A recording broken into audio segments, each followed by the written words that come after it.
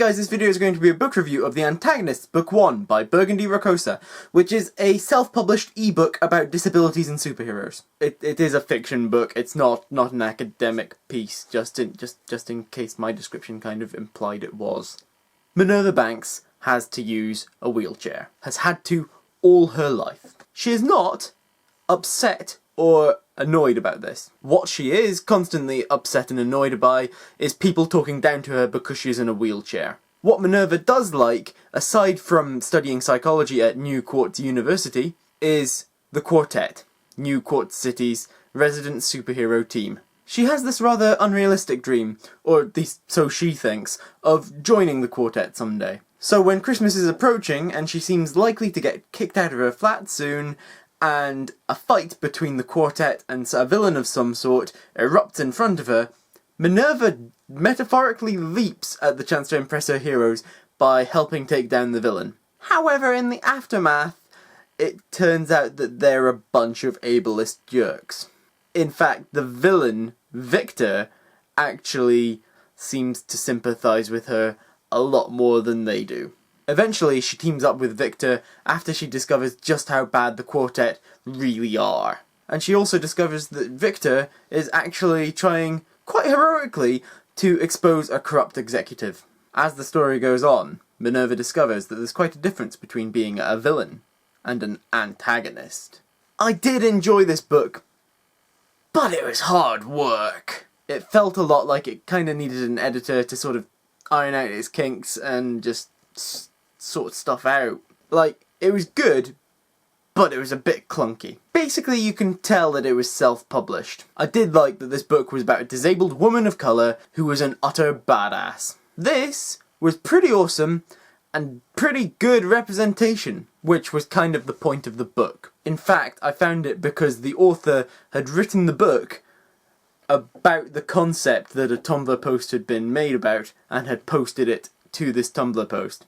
So it met its original goal, which, you know, is pretty good. However, just as you can tell that the book is self-published, you can also tell that it was written by a Tumblr diehard. As much as I love Tumblr, and everyone on Tumblr is kind of torn on that point, it's a pretty weird place, and it's got a lot of diehard radical people. And I'm not saying that the author was one of these radical people, but they're not far off it. One part that I felt really demonstrated this was the conversation that Minerva, Perry, and Elizabeth have about spontaneity. All that Elizabeth said was that she liked spontaneity in her romantic partners.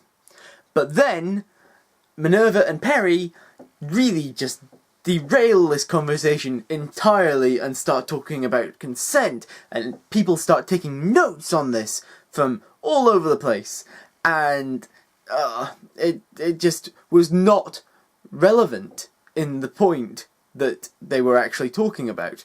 Like, I completely agree, consent is really, really, really important, and really, really, you know, it's ridiculously important. But it's not what they were talking about. The author, and thus the characters, have gotten caught up in the idea that spontaneity in a relationship must mean automatically just randomly kissing out of nowhere because the character has to, and sort of thing. And it's not about that. It kind of seems to me that the author equates the two far too exclusively, and it came across as really quite preachy. I also found that the characterization was kind of weak.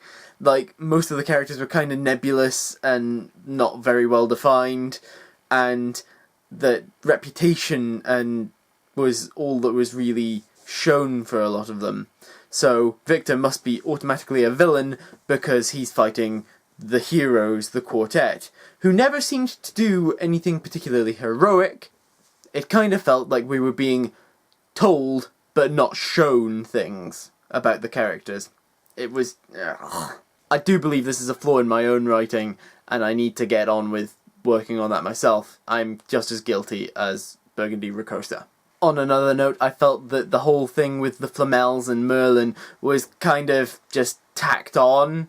It didn't feel natural as a part of the story. It just felt a bit weird.